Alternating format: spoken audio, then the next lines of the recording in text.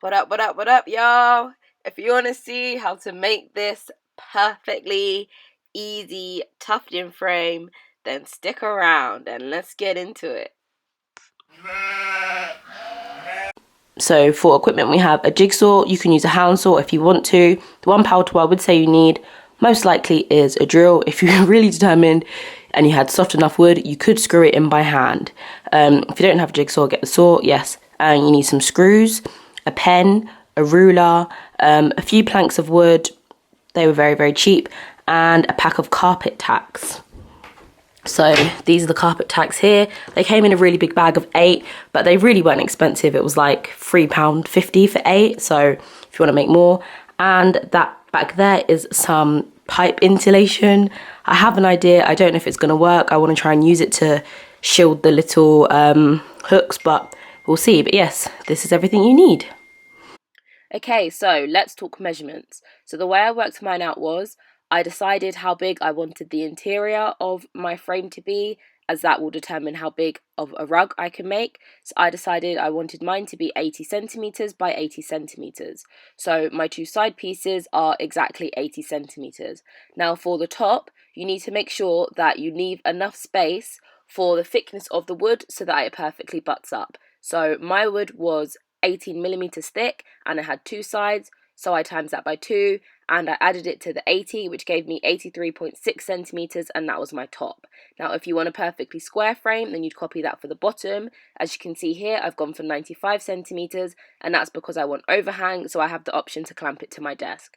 That measurement is up to you, however long you want it to be. You can decide, or like I said, if you want it a square, then you would just copy the top measurement. So, 2 tips for measuring the wood. The first one is, if you don't have a tri-square, I couldn't find mine, the best thing to do is to mark your measurement on both ends of the wood and then use a line to join it together, and that way you know that your line is straight. If you just draw a line in the middle and you try and guess, chances are it will end up wonky, and then you'll have a problem when it comes to butting the 2 pieces of wood together.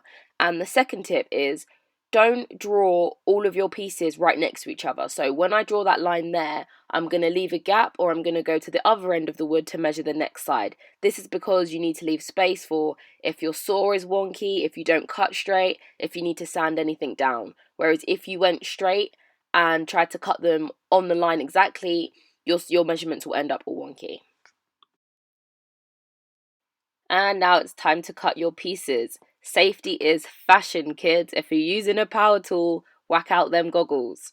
And yeah, just get to cutting all your pieces.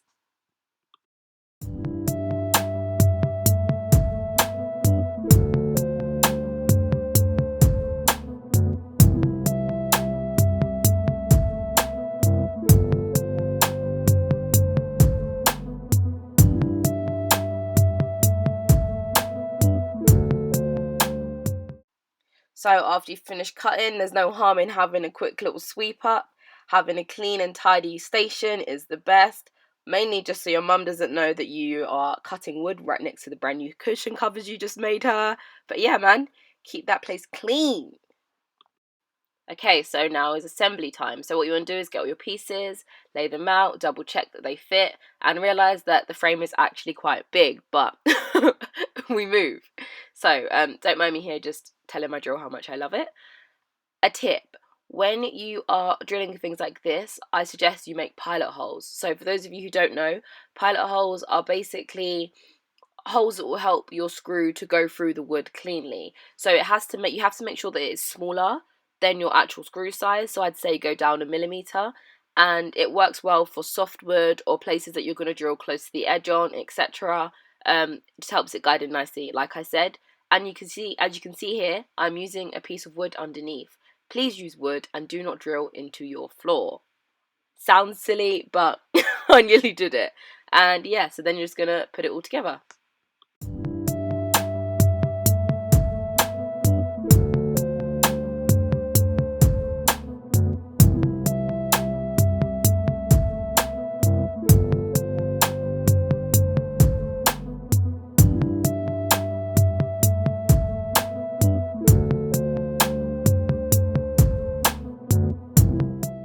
So, if like me, you've decided that you want overhang, the best way to make sure that your frame is square is to get your bottom piece and find the middle. So for me, like I said, my frame is 80 centimeters. So I found the middle and then I drew 40 centimeters from each side of that center line.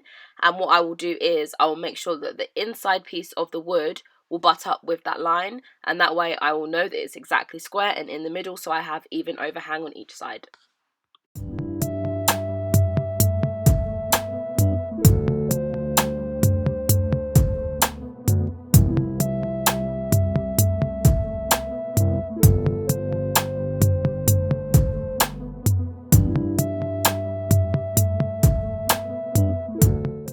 Huzzah, you have a frame, and now it's time to add the carpet tacks, fittings, whatever you want to call them. So I've never worked with these before, and I had no clue what I was doing.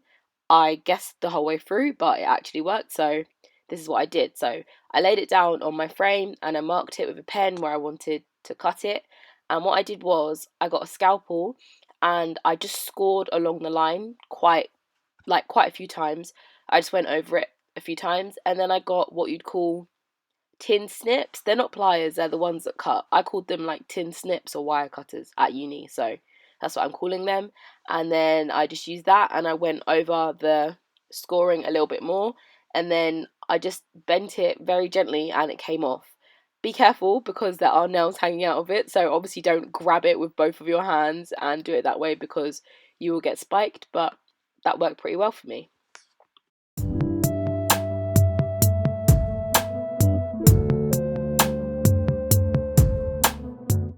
So please excuse the lighting in the next few clips. The sun was going in and out.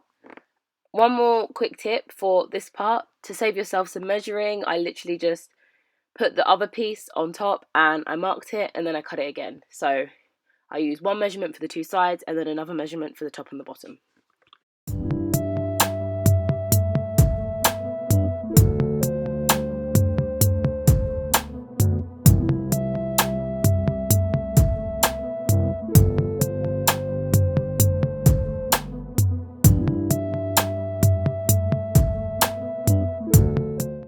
So with the tacks, they actually have to go on a certain way. So hopefully you can see here that they actually all lean in one direction. And you want to make sure that the direction they're leaning in is away from the frame, as that's what hooks onto the fabric and holds it. So obviously if they're leaning in towards the frame, then there's going to be no pull on the fabric. So make sure you put them on correctly before you hammer them down. These tacks are great. They come with nails in already. So all you have to do is just place it where you want and hammer it in. You do have to be quite careful. It is kind of tricky to not hammer down the tacks, but you get used to it.